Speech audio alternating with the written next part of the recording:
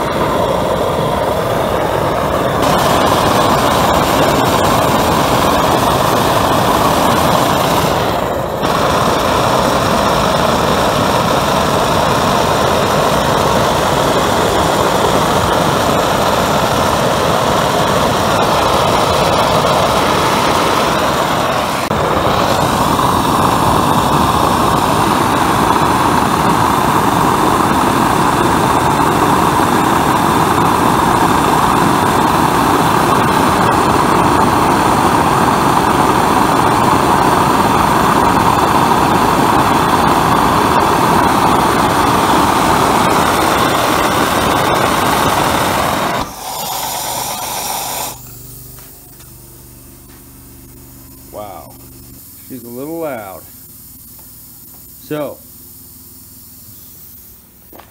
what I seen there was a thermocouple maxing out, which means we were over 2400 degrees. It showed 380, but or 2380, but I'm pretty sure we were hitting 2400. The air heater is definitely heating up the nozzle. We were seeing temperatures of about 254 degrees on the IR gun, so that's kind of good. So the preheater alone has enabled me to max out this thermocouple with diesel fuel. That's something I've never been able to do before. I'm going to take a look at a video of one of these Godzilla burners running on propane, which is hotter than diesel typically. I was not able to achieve those temperatures that we saw here today, even with propane. So the air preheat YouTube on YouTube is definitely turning out to be a pretty interesting attribute. I don't know that any further modification would be needed to this thing. So, let's hash this out. This is basically what we were working with here. I neglected to monitor the fuel consumption, so I don't know what the wattage of that was, but I do know it was hot. To max out that thermocouple on diesel fuel is unheard of in my shop. I've never been able to do that. This is amazing. I can dig it. Pretty cool looking little setup there. So there you go, Sean. This is all you, dude. Fortunately, it got a little more expensive than I wanted to. We're gonna have to talk about the price on this. The burner itself, without all this other stuff, would have been 150 bucks. So we're gonna have to get together on the rest of this, but it's still gonna be within your budget. I just don't know what you meant as far as was some of that budget for the kiln as well. So we'll have to hash that out. But I'm going to go ahead and post this footage of this test.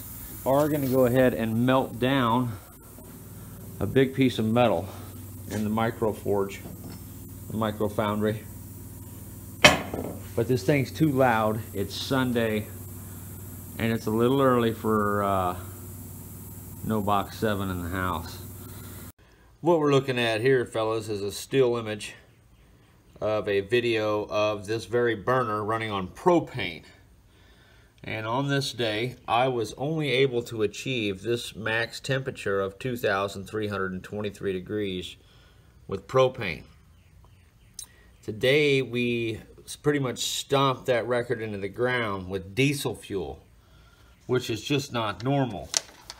Our max temp on synthetic waste oil was 2,094 degrees, and that's what this thing looks like on waste oil. They're probably going to give me a commercial here. So this is that very burner burning on waste oil, and we're only getting low 2000s. So just for comparison, we are going to run waste oil in this burner again to see if the air preheat augments those temperatures any. But the simple fact that we smashed the propane record is really cool. 2,323 degrees. So that means when we hook propane up to this thing, we could expect to see a couple of 100 degrees of increase in temperature, most likely. I mean, past experience has given me that intuition. I guess we're going to find out.